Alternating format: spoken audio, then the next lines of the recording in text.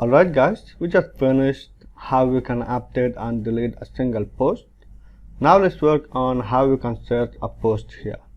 So as you can see, if I click this search bar and try to search some text here, let's say new. Now you can see if the post does not exist inside our database, we will display this message here, but if the post exists, you can see we have all of these posts here. So if I click one of them, I will be redirected to the single post component here. Okay, so now let's implement it. I'm going to open this search bar here. Okay, so at first we need to get the value of this input. So up here I'm going to write a new user state hook. I'm gonna name this search and search. Okay, so let's add it here. Value should be search, and for the onChange, okay, and we are going to get this event here. Set search is going to be e.target.value. Okay, so now we need to get our post data from the context folder. So in here I'm going to write post data, and it's coming from this block function. Let's import it manually. Okay, so now we need to filter this data and check whether the text that we are typing inside the search bar is matching with the title of our post. So in here I'm going to define a new variable, and I'm gonna name this search data. Okay, so I'm going to check if we have post data. I just simply filter this data, make sure to add this question mark here. Okay, and we are going to get each and every post here. And now let's check if this post dot title dot to lowercase dot includes does search dot to lowercase. Okay, so now let's console log this one. I just define a use effect here. If I console log this search data, let's add this search here.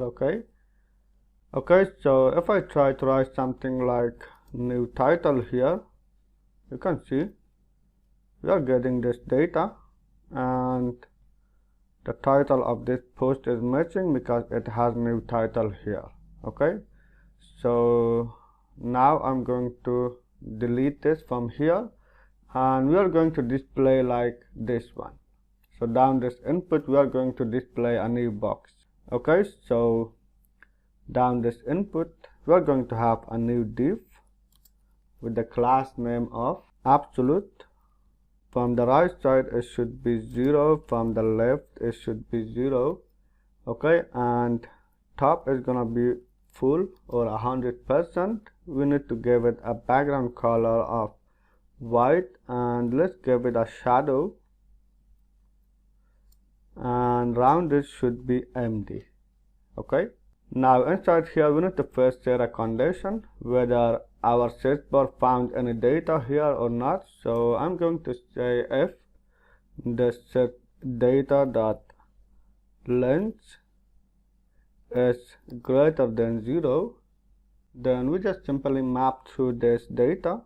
I'm going to add this fragment here, otherwise we just display this error message. So now let's map through this data here. So in here I'm going to write search data dot map.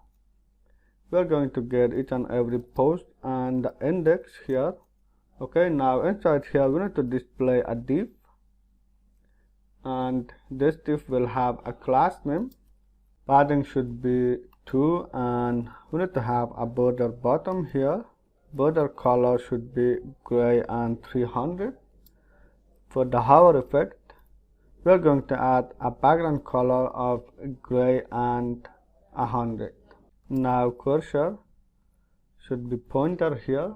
Okay, so inside of this we are going to display our post data. So let's display the title here. It should be post.title, and let's add a class name for this.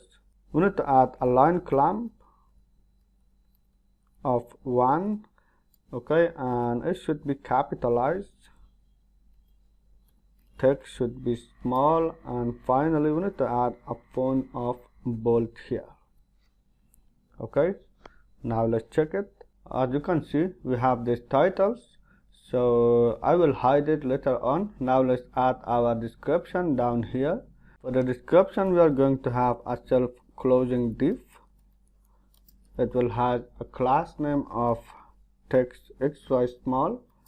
Text color should be gray and 500.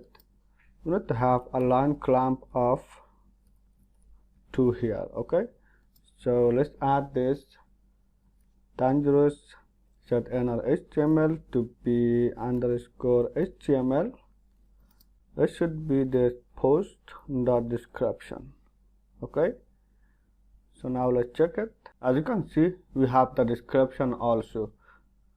So now if I type something here, let's say new title, you can see it will print only this one. If I type any other post here, but if I type a text which is not inside this post title, it will be show an error message. So now let's display that error message. Inside here we just say no post found.